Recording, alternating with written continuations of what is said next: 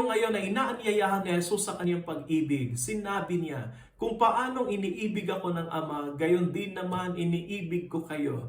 Manatili kayo sa aking pag-ibig. Si Jesus ay hindi lamang nag-aanyaya sa atin sa isang panandaliang pakiramdam, kung hindi inaalok niya sa atin ang pinakadiwa mismo ng pag-ibig, ang parehong pag-ibig na mayroon ng Ama para sa Kanya. Ito ay isang pag-ibig na walang kondisyon, hindi natitinag at walang hanggan. Pero ano ang ibig sabihin ng manatili sa pag-ibig ni Jesus? Ang ibig sabihin ay manahan dito, na gawin itong pundasyon at sentro ng ating buhay. Nangangahulugan ito ng pagtitiwala sa Kanyang pag-ibig, kahit na pakiramdam natin na hindi tayo karapat-dapat. Nangangahulugan ito na hayaan ang Kanyang pag-ibig na tumago sa bawat aspekto ng ating pagkatao at humubog sa ating mga isip, salita at gawa. At kapag tayo ay nananatili sa pag-ibig ni Jesus, matatagpuan natin ang kagalakan at kasiyahan. Isang kagalakan na nagmumula sa katotohanan na tayo ay pinili at itinatangi. At walang bagay sa mundong ito makapaghihiwalay sa atin sa Kaniyang pag-ibig. Manatili tayo sa pag-ibig ni Jesus ngayon at magpakailanman. At maging lakas natin ang Kaniyang kagalakan na nagmumula sa Kaniyang hindi masisid na pagmamahal.